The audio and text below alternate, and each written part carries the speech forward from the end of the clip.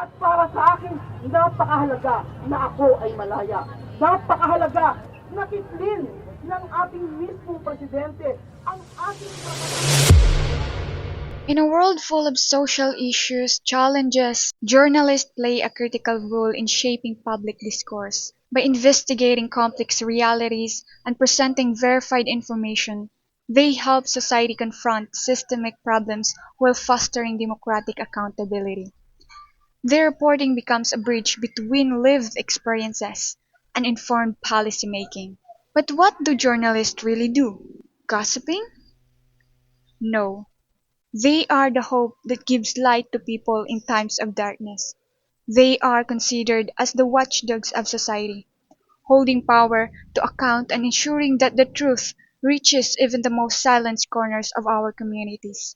But in fulfilling this responsibility, journalists often face dangers that go beyond the stories they cover. One of the most alarming is red tagging, the baseless labeling of media workers as insurgents or enemies simply because they report on sensitive issues or criticize abuses of power. Despite of that issue, in this video we will examine the state of press freedom in the Philippines, with particular focus on two significant laws that uphold and safeguard the rights of journalists: Republic Act No. 11440 and Republic Act No. 11699.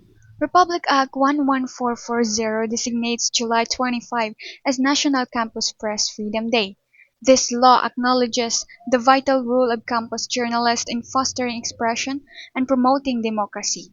It mandates schools and universities to support student-led activities that celebrate responsible and truthful journalism, while RA 11699 declares August 30 as National Press Freedom Day, honoring Marcelo H. Del Pilar, the father of Philippine journalism.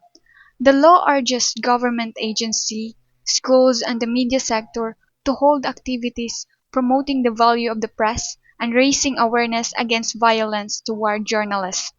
Examples of these cases includes the Miriam College versus the Court of Appeals. Here, the Supreme Court upheld the school's authority to discipline students for obscene content. This shows that freedom of expression in schools is not absolute. Private schools may enforce rules for order and discipline. The court ruled that free speech in schools must be responsible and follow institutional regulations. Another major case is Chavez versus Gonzalez. After the 2004 elections, restrictions were imposed on media coverage, but the Supreme Court ruled these actions unconstitutional and emphasized that prior restraint is not allowed unless national security is clearly threatened. However, both laws have limitations. RA 11440 is not mandatory. Schools are encouraged but not required to participate, leading to low implementation. There is also no dedicated funding to support campus journalists. RA 11699 is largely symbolic. It promotes press freedom but lacks concrete protection measures for journalists who face harassment, threats, or violence. In the end, press freedom remains a vital pillar of Philippine democracy. These laws guide us, but it is our responsibility, students, journalists, and citizens, to continue defending the truth, transparency, and accountability.